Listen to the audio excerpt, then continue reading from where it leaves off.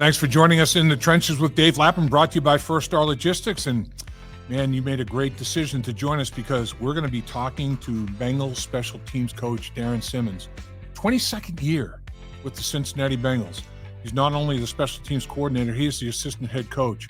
Man, we could have gone on for probably an hour with the new kickoff rules changes. I mean, there's so much to it. There's a lot going on there, and he simplifies it for us and going to have a better understanding of what you're going to be looking at in terms of kickoff and kickoff coverage and how it affects how he strategizes, how to kick the football, where to kick the football, personnel to use out there. And then we do talk about personnel with him. He's got 3 punters in camp. Every single one of them can punt in the National Football League. He's going to make a decision probably in the next few days to chop it down to 2. So it's a very competitive environment. 3 good legs, 3 sound legs, 3 strong legs. Got a place kicker as well, Evan McPherson, that talk about how he's kicking the ball so well. A lot going on with Bengals special teams, and nobody better to talk about it than special teams coordinator, assistant head coach, Darrin Simmons.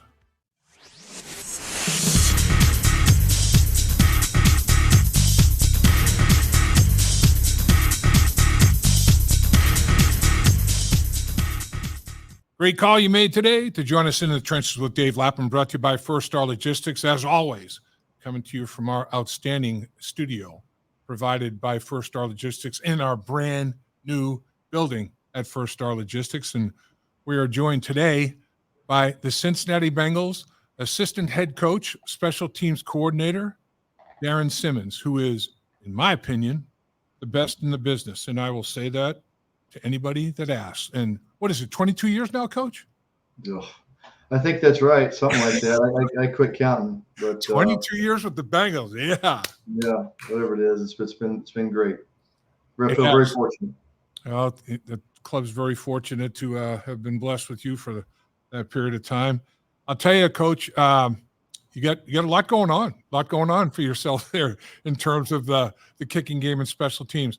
I guess first question right off the bat, I know there have been 3 punters in camps before because of injury. You know, a guy gets nicked up and it's like, he'll only be out for about a week, 10 days, but, won't be able to do anything. So I don't want to wear the leg out of another guy, so bring somebody in. But this one's a very unusual situation where you have 3 guys that are very, very talented punters that are vying for that one job. It's competition central, isn't it? Yeah, I think so. Under normal circumstances, we wouldn't probably consider this. I do think, though, the way that we practice now in training camp, especially if you've been through this first week, kind of the acclimation days we've had here, 4 days worth of practice, we kind of took an extra one in there before we started in full pads.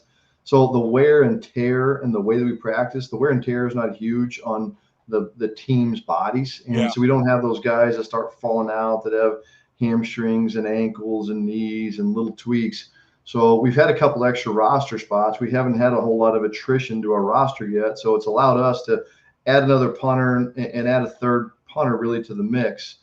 And so, we'll take a look at all 3 guys. I'm really this past week and over the course of the next couple of days, we're going to take a look at the 2 young guys heavily, Austin McNamara and now Ryan Rehkow. We'll really take a good hard look at those guys and try to come up with a solution as to which one to keep and then put them in competition with Brad, going forward for the duration of it. So, yeah, there's a lot going on, a lot of good stuff, a lot of fun stuff to watch. So you're saying sometime end of this week, beginning of next week, you'll probably make some sort of a determination to go head-to-head with Brad? Yeah, I think so. In a perfect world, I think that's the way it work. And, unless we need the roster spot, we like to carry those guys as long as we can. But, I get it. Yesterday was a very difficult practice. It's our first padded practice. Right. It was very hot out. Our practices now are starting to get longer. There's more reps. There's more team reps. We're starting to play real football, sustained drives through periods. So, you start to see the guys start to cramp. Guys start to, the tweaks, the aches, the pains start to become a little bigger issues. Or now this guy needs a day off. This guy needs a day off. This guy's hamstrings are a little tight, so we try to take care of him. And again, that just becomes a trickle-down effect. That the more that guys that happens to, that means more reps for somebody else. Their load then increases, and then you got to pay attention to not getting guys injured. So again, as long as we have the roster spot and don't need the roster spot, I'd love to continue to look at all three guys, get them reps so we can make an accurate call. Talking to Money Mac, he said that all three of them are darn good snappers. I mean, there's really not much of a difference in terms of holders, I should say, not much of a difference in their talent and their abilities there. You do have the one deep snapper in camp, Adamitis, but from a holding standpoint, they all pretty equal in your eye as well. And what will it come down to? Give us a little maybe thumbnail sketch about the two guys that are in competition to try to compete eventually with Brad. Well, yeah, I think the holding thing, they've all three had holds in team settings. And I really believe that it's kind of a wash, frankly, between the three. I don't think there's anyone that sticks out in a negative fashion. Yeah. I think that Cal does a pretty good job of putting the ball on the spot and making their job relatively easy. That is his job, is to get the ball right to the holder with the laces in front.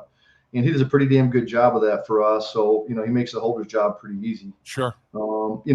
I think what it'll come down to between, the two young guys, both of which, by the way, are two guys that I really had a high regard for coming out of the draft. Obviously, there's one punter that was drafted this year, Torrey Taylor from the University of Iowa.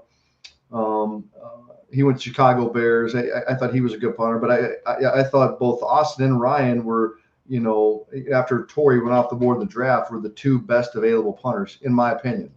And we were able to get, Austin in college free agency, and the next thing you know, Ryan kind of falls in our lap. He signed with Kansas City after the draft. Kansas City waived him a couple weeks into OTAs and the offseason work, and we were able to bring him in for a workout. And I thought he hit the ball well enough for us to take the chance to sign him and take a look at him here in camp. And I really think that both of those two young guys have done a good job thus far. I think with both of them, the thing that sticks out is leg strength and hang time. Ryan can hit his A ball, or his best ball is impressive. I mean, the ball really jumps off his foot. But it's like I tell any specialist, the most important ability of a punter or a kicker is repeat ability. You got to be able to do it time after time after time after time after time, right? It's not like you're in the long drive contest where, these long drive guys can swing for the fence, right? And, or the other home run derby, right? And the guy can hit 3 ground balls in a row and then hit 1 home run and everybody claps, right? If this guy shanks 3 in a row and then hits 1 big ball, we're cutting him. Right. So Ryan, so that's the thing with Ryan right now. He's got a great A ball, but we got to make his B ball a little better. It can't be an F. We've got to just bridge the gap between his best ball and his worst ball, and I think he'll have a chance. I think Austin has been very consistent thus far. He was of course with us, advantage of being with us a little bit longer. He was with us during OTAs.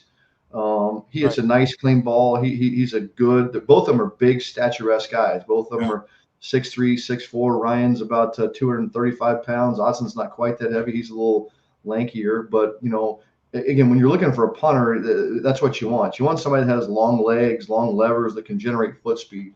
I think both of those guys can do that. So again, like I said, we'll take a look at them and see, which one of them can fulfill that whole repeatability standard we're looking for. You're right, though. When Ryan hits one, man, his A ball, it's like 60, 65 yards with 5.8 hang time. It's like, what? My gosh, man. That's like unbelievable. It's some rockets. It's amazing. Yeah. So is it a drop consistency? What do you think it is where maybe he avoids, some of those misfortunes as such? Well, I think sometimes it's approach line that they take, in correlation also with where the drop needs to be. So they have to put a couple things together. They have to, because we directional kick, we kick right, we kick left. The line that they take with their feet and the approach line that they take, the ball has to match up on that. And sometimes that doesn't always match up. I'm sure a lot of people think that, okay, well, the ball, he hits the ball 65 yards down the field, but if the ball is right in the middle of the field, the returners catch the ball between the hashes, that's not a good thing for the coverage team. That means we have to cover, 53 1/3 yards, and I don't want to have to do that. We want to be able to limit and squeeze and condense the field in our coverage. So the closer we can get the ball to the sideline, the better. And so sometimes the tendency is to the punter's safe zone is a little tighter line down the hashes, to keep the ball in play. They don't always want the ball short and out of bounds, right? So their natural tendency is to hit a big ball that's too close to the middle of the field, and that's what we're kind of trying to eliminate with Ryan specifically. Is we're trying to get him to take an approach line, trust that approach line, and then get the ball on it. And really, that holds true for Ryan or for Austin. And the same holds true for Brad too. So that's where some of the inconsistency lies. Is the approach line doesn't match up with the drop. Right. So speak to how much Brad has improved in your eye from last year. I think it's been a pretty substantial improvement. I'm very pleased with the work that he was able to put in, in March and April and May.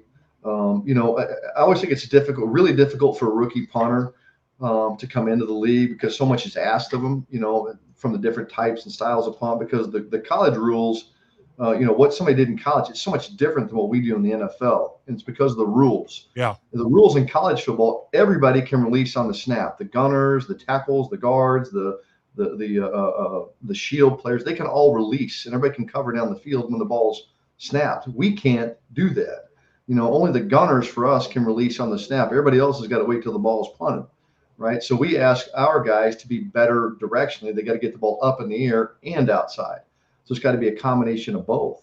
But I think when you evaluate a rookie punter, you got to remember that Brad played, well up into the national championship or all through the playoff process. So he's done playing in January, not all that different from us.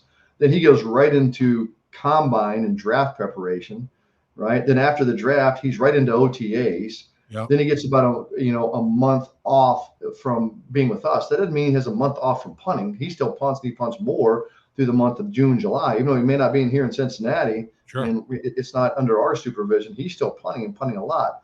And then you got to go through the whole 6-7 months of the season. So for a rookie punter, they never really they're almost punting for a full year and a half constant. Yeah. And so I think the one thing that Brad, he used the time down from the time our season ended to evaluate what he was doing. How can we make it better? How can he make it better to fit in what we need to do? And I think he's done that. And I think it showed up. And really, his A ball has become better. He's getting the ball down the field better. He's hitting it harder. I feel like he's gotten a little bigger, a little stronger. Yeah. And I think it showed up in the way he's punted. So I'm very happy and very pleased with where he's at. And now he just got to show it on game days. He's got to show it and play preseason games. He's got to show it when the real bullets count. Evan McPherson, man, Money Mac has been money. I mean, he's been very, very consistent. I think we were talking, I think there's a miss from 48 and a miss from like 51 or 52, and that's it. I mean, he's been kicking pretty extensively. I mean, there's a lot of kicks at the end of practice to total, as well as what he does during the practice. I was talking to him about, the accuracy part of it. And he said that he, instead of missing right and then missing left, doing the right, left, right, the military, you don't want to do that in golf. You don't want to do that in place kicking either. He said, I'm focusing on an approach and a technique where if I miss, I might miss a little right, but I can make an adjustment from that and get my leg through a little faster, whatever the case may be. He seems to be drilling the thing in a very, very tight window, no doubt. Yeah, I think he's 22 at 24 so far, whatever that, equates to. I'm not a mathematician, but it's like 91%, I think. Yeah. So, I think he's come back in a good spot. He's hit the ball pretty well. He has missed, I think you're correct. I think one's from 48 and one's from 50 something. Both of them he pushed just a little bit to the right. When you evaluate his season a year ago, I mean, he didn't miss under 50 yards. All of his misses came over 50, right? Which is an area that we've always felt very, very good about with him, right? He's been very good over 50, and some of his misses have been under 50. So we just got to get him to have a consistent level, all through it to put it all together. I do feel like he's in a good spot also. He has to juggle a lot, and it's real. It's easy for somebody to say, well, hell, the ball's just, whoever's holding just puts it down in the same place, same spot. You just line it up and kick it. But really, he's working with 3 different holders right now. Yeah. And, they'll be almost like a major league pitcher working with 3 different catchers, within the same game. And so I ask a lot of him, even during practice. We may have a 6-play field goal period where Brad Robbins may take the first three, and Austin McNamara takes the next three. Well, I mean, he's dealing with two different holders within the same period, and he has to have a level of trust in those guys that they're going to get the ball on the spot. But inevitably, it's all a little different. I mean, everybody catches the ball just a little bit differently. Everybody puts it down a little bit differently. He's done a really good job of being able to, eliminate that as a distraction or not use it as an excuse for a miss. And, I think he has a high degree of trust in all the holders, and hopefully we can get something decided upon here sooner rather than later. So, we can streamline his focus and eliminate that as a distraction for him. But he's done well with it so far. I'm very pleased where he's at, as I have been for the last 3 years. No question. All right, Coach, let's get to the kickoff. Oh man, this how long you say we have here? I'm telling you, this is crazy. And it's all to limit the high-speed collisions, which is more than understandable. Now the kicker is kicking from his own 35, but 10 coverage players will be on the opposing team's 40-yard line, but they can't start running until the ball is either caught or hits the ground. And I mean that's kind of the basics of the beginning of it. But sometimes it's going to come out to the 40, sometimes to the 30, sometimes to the 20. There's a lot of things that are going into the rules and the adjustments. What are the core things? What are the things that the fans, need to focus on the most? And has it stopped? I mean, are there still going to be some massaging that goes on here? I think it's a great question. And I think for the fans, it is, how do I understand the rule? And I'll try to explain it to you as best I can. Okay. You're correct. The kicker is going to be in the same place as he's always been. He's going to be at the 35. He's going to be by himself, right? He's going to be back there by himself. The coverage team is going to be on the plus 40. 7 players of the return team are going to be on the 35, just 5 yards away from him. Okay. There's going to be 2 players that are between the 35 and 30. Okay. That's called the setup zone. Right. Now, what's called the landing zone is the zone from the 20-yard line all the way back to the goal line. Okay. Now, if the kicker hits the ball into the end zone in the air and the returner chooses to take a touchback, that touchback now goes to the 30-yard line. Right.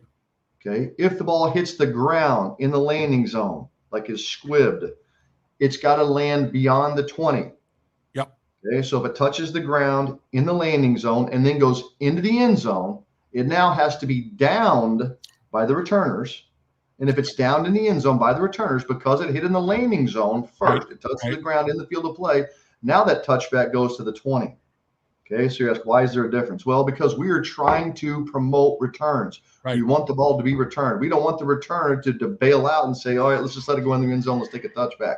We really don't want touchbacks. The genesis of this play is to add more returns. Right. So we want the ball to actively be returned. Okay. Now, why not have the touchback line further out then? So, all right, our team's going to just go ahead and say, screw it. Let's just kick the ball in the end zone anyway. It's just going 5 yards further than what it was to the 30. Well, there are times where maybe based on the strategy, the head coach might say, you know what, like let's say we just took a 2-score lead. We just kicked a field goal with, let's say, a minute and a half to go up 10, right? Yep. And we kick off to the opponents and it's in the field of play. All of a sudden now the opponents catch it and they score. They return the kickoff for a touchdown. Right now it's a 3-point game where in the past we've been able to just hit the ball in the end zone, take a touchback, and force the offense to use time on the clock to try to get 2 scores. Right. So I think some coaches who were on the competition committee wanted to still have the ability. They felt like the 35-yard line was too penal to the kicking team, right? If they hit the ball in the end zone. So the 30 is kind of where we, agreed to come out on it, right? But the whole concept is we're trying to promote returns. Now, why are the lines so close together? To do exactly what you said. I think we've gotten a lot of pressure as coaches over the course of the last couple of years to try to limit the high-speed collisions, limit the head-to-head contact, right? So we stay away from concussions, which I'm all for. I'm all for keeping the players as safe as we can, but still not losing the concept of football, right? And so the best alternative that we could agree upon was to try this XFL model, the model that the XFL used, for the last couple of years. Right. Now, if you remember, the XFL and the USFL have merged to become the UFL. Right. Okay? So the UFL used the rule that the USFL used, which means they kick off from the 20, right? They didn't use the XFL. It's like, all right, well, why the heck would they not, why would we be adopting a rule that is no longer even used by those two leagues? Well, I think there's a lot of politics. There's a lot of things that go into it, but I just don't think the medical people up at Park Avenue in New York would ever agree to adding more speed and more space. I mean, we kick off from the 20-yard line like they did in the USFL or like they did in the UFL. I don't think they could ever wrap their head around creating more speed, more space, and potential for more collisions. So I think we try this. We try this here. Again, it's on a 1-year basis. There's a lot that's is certainly different. I feel like I'm almost starting over on both kickoff and kickoff return. So it's been invigorating to me to try to figure this out. Like, hey, what's going to work? What's not going to work? I kind of got to have a crystal ball. Right. I got to try to rely on several years worth of experience here in this league to determine, how is this going to shape out? What's going to be good? What's not going to be good? There's going to be a lot of trial and error. But hopefully, we get an exciting play back in the game. Now, if you kick it out of bounds, you get the ball at the 40, right? Is through the end zone? Is that out of bounds? Kicking it through the end zone? Is that out of bounds? If you kick it through the end zone on the fly, past the end zone, what is that? Goes out to the 30-yard line. That's a touchback. That's just a touchback. Okay. Yes. So if the ball gets kicked out of bounds laterally on the sidelines, it's the same rule. Okay. Really, the rule lap is it goes to the 40-yard line, but it's 25 yards from the spot of the kick. So we kick off from a 35, 25 yards in front of that is the 40. Now, what I didn't talk about also is I talked about the landing zone, right? The landing zone is from the 20-yard line in. Yep. So the one thing that we're a little concerned about with the way that the execution of this play in the XFL, the coverage team and the return team couldn't start until the returner touched the ball. Right. So the ball could have till the ball was touched by the returner. Wow. Okay. So there was some sloppy plays, meaning a kicker would scribble ball, would mishit it, the ball would touch the ground, right? And the returner could stand around and wait for the ball to get wherever he wanted to, but he didn't even have to touch it. But nobody could start until he actually picked it up and took off running with it. Right? So there was some sloppy play. I mean, the kickoff team would start, the return team would start. It didn't look quite right. So we didn't like that when the coaches took a look at this, I looked at all the XFL plays over the last 2 years, and there were just some plays that were maybe not quite as clean as others. I mean, the kicking team would start, the return team would start when the returner doesn't touch the ball. So we said, the hell with it. Let's make it easy, right? Easier. When the ball touches something, meaning touches the ground or touches the returner, that's when everybody can start. Okay. Now, so I think the advantage goes a little bit to the return team now, right? With the way it is now. If the ball's kicked in the air, let's say the ball's kicked in the air, the returner catches it at the 10. I mean, that ball's coming quick, and so I think the advantage is back with the return, goes to the return team a little bit.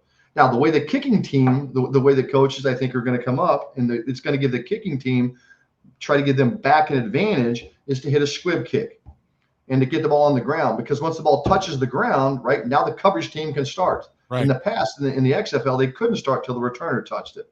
So I think the strategy is going to be for the kicking team is to kick the ball on the ground. Okay. Yep. Now the coverage team can start. Now they can work to defeat blockers. But here's the caveat. Yeah, you want to kick the ball on the ground, fine, you can, but it has to cross the 20-yard line, the landing zone. Right. So if the ball is squibbed and lands short of the 20-yard line, let's say it hits at the 25. Right. First and foremost, that counts like a kickoff out of bounds. The ball goes to the 40-yard line. And then really you're trying to discourage teams from kicking those bad-looking squib kicks. We don't want to make it an ugly play. So the caveat, the yard line we felt that was probably the best for that is to put it at the 20. If you've got a linebacker type body that can kick a low line drive squib, accurately, and then you guys can cover. And now you got a linebacker that instead of a kicker, that's covering. And I mean, there's a lot of things to think about with this. Yeah, there is. I mean, how does it affect how you're going to evaluate the guys that are trying to make your special teams? I mean, are you looking for a different type of cover person now than you did before?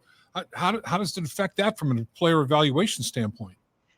Well, again, in my opinion, I think this is where you're going to have probably 32 differing opinions, right? Yeah. On this thing, 32 different coaches are going to feel 32 different ways about it. I think it all depends on, based on the stuff that we've seen in OTAs, the things we work on in training camp. We have to establish what we want our belief and our scheme to be. Like, where are we going to kick the ball? We're going to kick the ball right, going to kick the ball left, going to kick it in the middle. And then I think it determines, you have to determine what type of player based on the depth of the kick and how fast the returner gets on top of the coverage. Then you have to determine what type of player you put in it. Because the thing that's changed for me the most is the timing aspect and really getting a feel for how quickly the returner can get that ball on the coverage. In the past, as a cover team, I've always wanted speed guys, the guys that could stick and run around somebody, get back over the top and make a tackle inside the 20. I think it's going to be very difficult for that to happen now, just because of the space. The space is reduced between the coverage and where the returner's catching the ball. And so I think because the returner is going to get on top of the coverage faster, it's my belief that we're going to want some bigger, more physical guys that can hold the point and be able to shed and get off and make a tackle, as opposed to, there's going to come, trust me, don't get me wrong, there's going to be a time and a place to stick and run around the block. But I really believe that we're going to have more butt and bully guys that can butt up a blocker and bully the blocker back into the returner before we shed and get off. So I think it's going to maybe benefit in a position or two, maybe some bigger players. But again, we only got 48 guys that are active on game day, and there are offensive plays and there are defensive plays that are involved. So you know, there's going to be some guys that are taking snaps there also. So I don't know that it's going to change a lot in terms of the makeup of our roster. It may change a guy or two here or there, like maybe we keep an extra linebacker, excuse me, versus keeping whatever, I don't know, an extra tight end, an extra receiver, whatever, right? That's all kind of got to shake out a little bit. So final question, Coach, and appreciate you, carving the time that you have with us. You got pretty good roster in terms of speed, athleticism to choose from when you're trying to evaluate guys that are maybe going to be, all right, not necessarily a lot of snaps offensively or defensively, but man, this guy's physical ability translates for me. How good are the pickings? I mean, is it pretty good? Yeah, I think it's just, again, obviously we'll see when these preseason games come about, and we've had one day of pads, right? So a lot of guys look good in OTAs, and a lot of guys can look good running around there in underwear and helmets for the first 4 days of training camp. But what happens when somebody comes up and smacks you in the mouth, right? I mean, how do I respond? What is my ability to use my hands? How do I get off blocks? So we've had 1 day of evaluation of that, and so the ultimate test is going to come in, in the third and fourth quarter of preseason games. That's when I'm going to see the guys who are taking snaps on defense and then have to flip right around and cover a punt or cover kickoff or block for a kickoff return play. Excuse me. Who are the guys that have the mental wherewithal when they're tired? They played 6 snaps in a row on defense, and then have to turn right back around and block somebody on a punt return play. Who are the guys that are tough enough that can, A, physically stand up and do that and give the effort to do that, but then B, can process and think mentally, right, when they're tired. That's when I'll really be able to tell who the real guys are, who the real war daddies are. So real interested to hear your opinion on this one. What do you think of this? All right, put a 12th man out there as a holder. He holds the football. The kicker runs off the field, and that holder, who's a bigger body guy or whatever, is involved in coverage. Can't have. Yeah, that's against the rules. That 12th player has to run off the field, right?